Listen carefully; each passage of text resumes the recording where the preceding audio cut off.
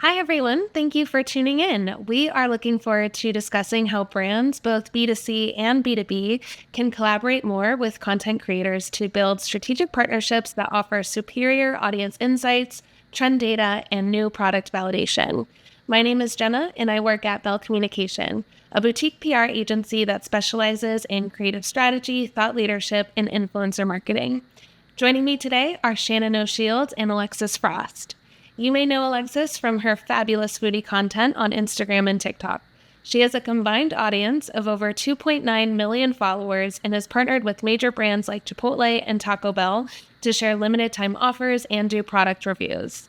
Alexis is currently working alongside Shannon on a campaign that we'll dive into in just a bit.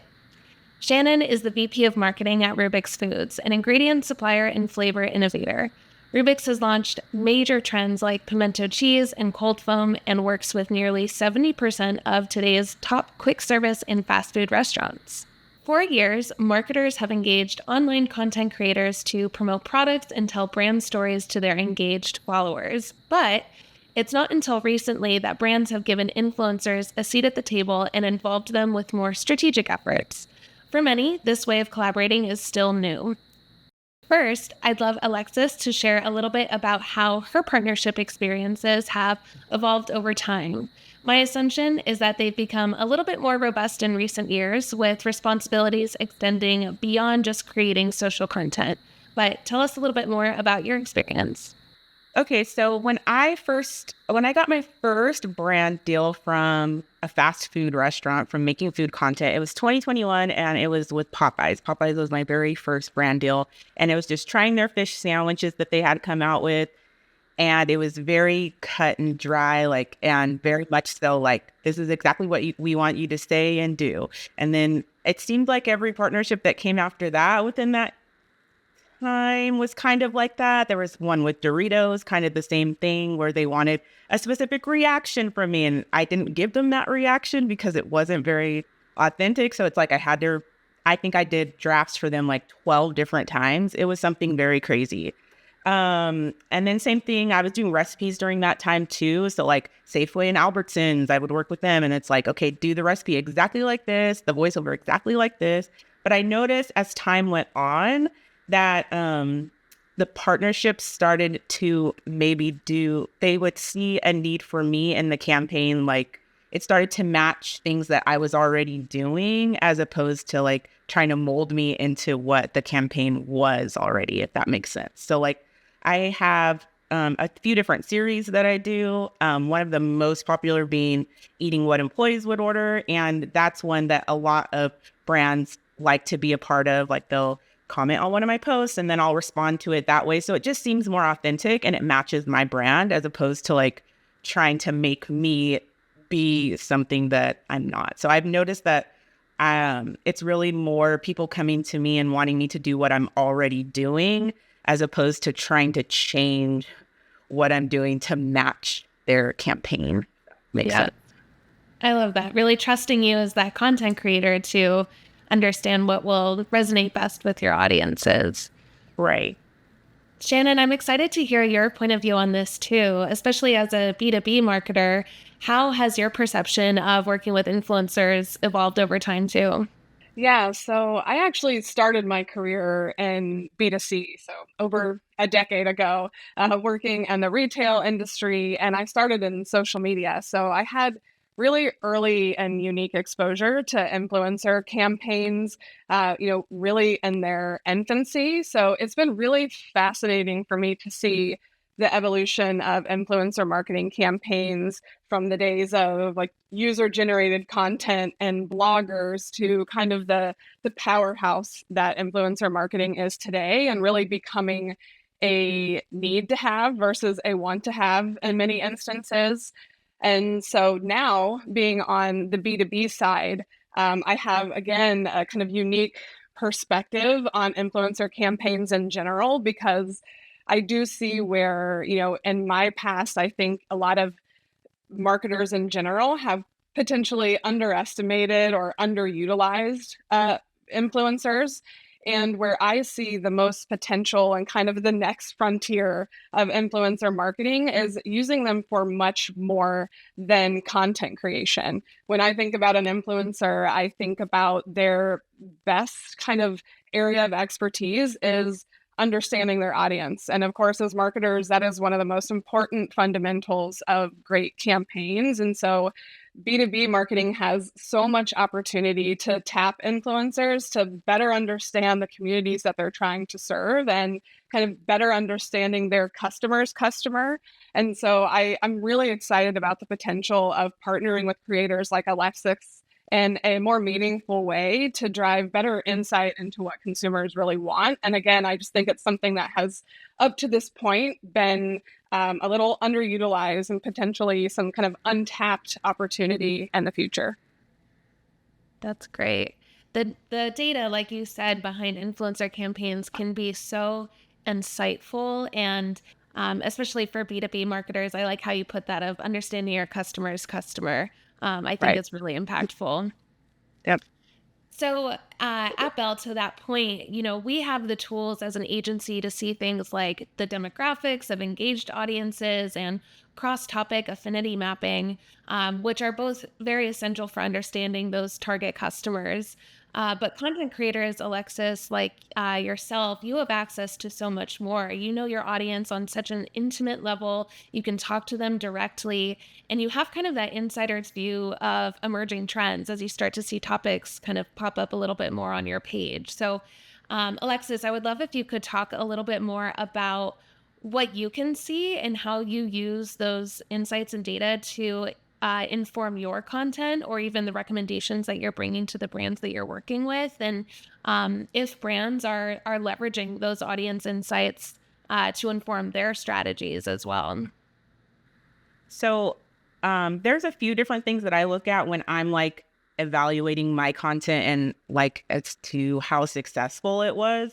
So like I'll look at top videos for, let's just say, the week. I'll look at the videos for the week, and I'll see like what was the average watch time? What food was I trying specifically? Like what restaurant was I trying? What did I rate it? Did I like it or not like it? Like I'm trying to find what do all of these things have in common to figure out, to basically inform me as to what I should do next. I'll even look at things, I know it sounds crazy, but I'll look and see what was my hairstyle like that day? What were my clothes like that day? Just because those are things that people comment on and like, and that also drives engagement. I know it kind of sounds weird, but like a lot of times you're like, oh, your nails, your hair, we like this, we like that. So I do keep all of those things in mind. And those are things that I can see just by looking at how well the video performed in terms of likes, views, and average watch time. I know as far as brands go, they obviously aren't looking at those things. Like they don't care how my hair or my clothes are, but they are asking things like specific locations. Where's your audience from? Is it male or female? The age range I know is a big one.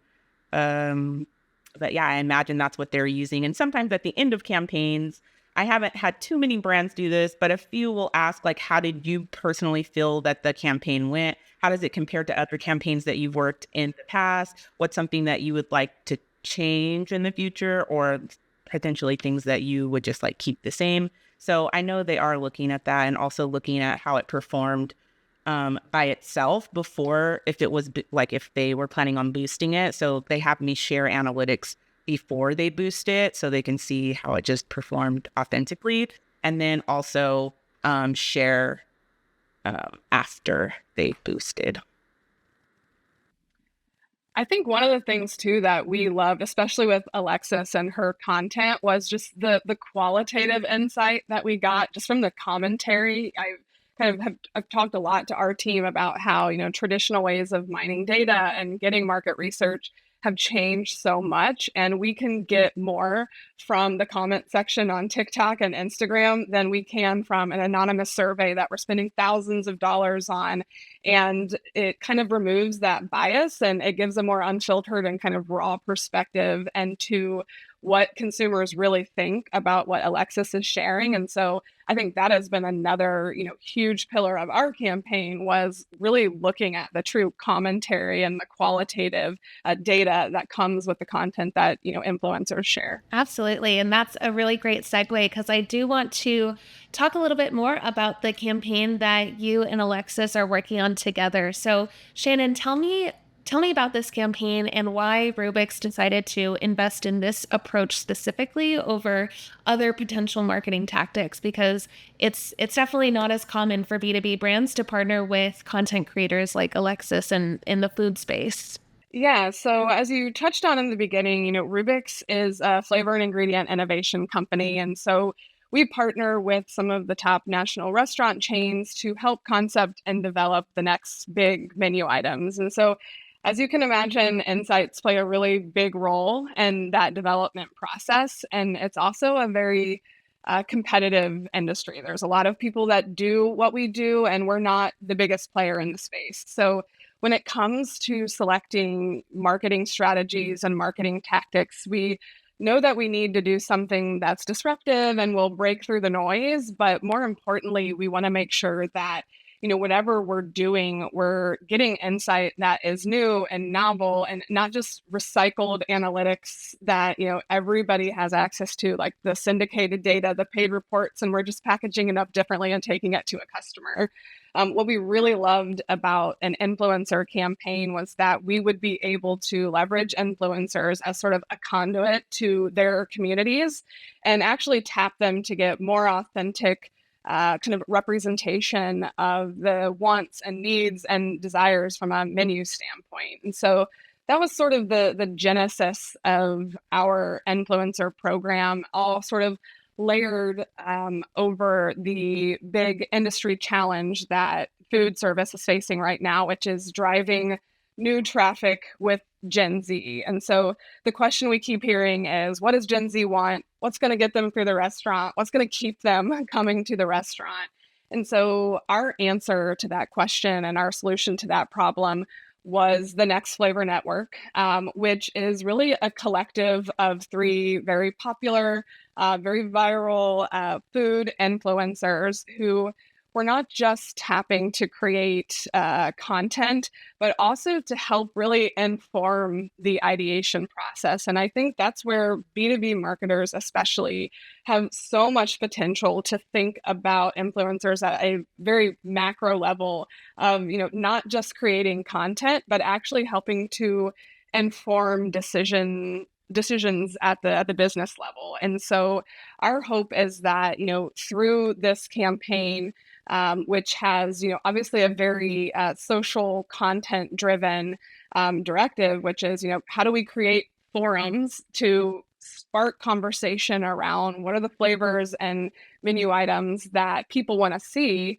but also, how do we create a more experiential environment where we can get that information as well. And so that's what I love about this campaign in particular, is that while we are using our influencers in social content to get data and get insight, we're also bringing them to our innovation center, having them work with our culinary team and our scientists, and working together to develop concepts that we think will resonate with their audience. And then taking that a step further, we're kind of moving beyond social media and taking it into an in real life experience. And we're going to actually be sampling some of the signature flavors that our influencers have created at Lollapalooza in 2 weeks. And again, that's just a space that we know has cultural relevance with Gen Z, and is a great opportunity to have a more intimate experience and a more immersive environment to get insight that, again, better informs our product development process. I love that. Alexis, I'd love to hear what that was like from your perspective, just the immersive experience of working with Rubix on this, and what it was like to really develop your flavor. I have never experienced anything like this. I love it. I love that because the sauce is my thing, and I'm I was just so excited to be able to create my own like flavor profile. It was really cool to just like fill out the survey and then actually see those flavors like come to life. And then being able to try, I think I was left with maybe like 6 flavors and just really just like trying to narrow it down to, okay, which one do I think is going to be a winner? And then not to mention that my chef was just absolutely amazing. And he just, yeah, just so helpful in the decision making process, telling me like, like I use this and this for this. So I really think that this is what you should do, the one that you should pick if your choice is between these 2 flavors. And it's just so fun. I'm just so excited to see the rest of it unfold. This campaign is really exciting, and full disclosure, I am working alongside Alexis and Shannon on this effort, but doesn't change how exciting I hope that the outputs will be, especially because there is that traditional sponsored content element, but also, like you've talked about, the market research element, the new product development, and then ultimately a research report that will be hugely beneficial and valuable to Rubix's and customers that will be coming out later this year as well. Alexis, the last question is for you. I would love to hear a little bit more about how brands should think bigger about the value that you can provide them. How else would you like to work with brands in the future? I think that listening to the audience is key. Like something as simple as just asking the question or having some type of poll in IG stories, or even you can do TikTok stories now as well. It's just, I feel like that can be so informative. And no, this is probably one of the first times I've worked with a brand where the stories were like a part of the campaign to get feedback from the stories, which I think, especially if you're a creator that does stories all the time, like I am, and I look at those analytics as well and can see, okay, like this is what people want to see, or people are responding to this. It can be so informative. And I feel like it's just a small thing that, that brands don't ever really think to do, I guess, because they're more, I guess, concerned about the video or the actual content that they are getting out of it. And I would just like to be seen, like just creators in general should be seen as a very valuable tool, in the fact that obviously like the way that their audience is looking at them or like perceives them, that's what they like to see. So they should be like able to stay as authentic to their personal brand as possible. Just to pick up on what Alexis says, I think I can say too, from my B2C days, there was a lot of fear, hesitation around investing in stories because they're temporary and they don't have that kind of longevity on the feed. But I think that's one of the great parts about utilizing influencers for more than just awareness and using them for true insight into their consumer base, is that, stories, when used appropriately, are still giving you the information that you need. If you're asking specific questions or polling them, we're getting data. It doesn't matter if that's public information necessarily, as long as we're utilizing it to make important and effective business decisions. And so I think that that's historically been kind of a sore subject to some people who are creating influencer campaigns. But, to Alexis's point, if you start to think about influencers as a vital part of your bigger strategy and actually using them to help inform decisions much earlier in the briefing process, then you're able to utilize a lot more levers and pull a lot more levers to impact your long-term campaign and the results of those campaigns. Well, thank you both so much for your time today. And thank you to everyone who's watching this session.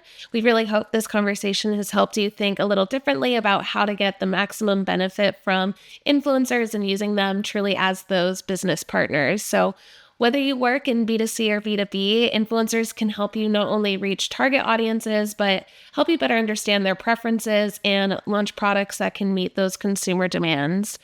So thank you again, and please feel free to reach out to any of us. Our contact information is on the screen.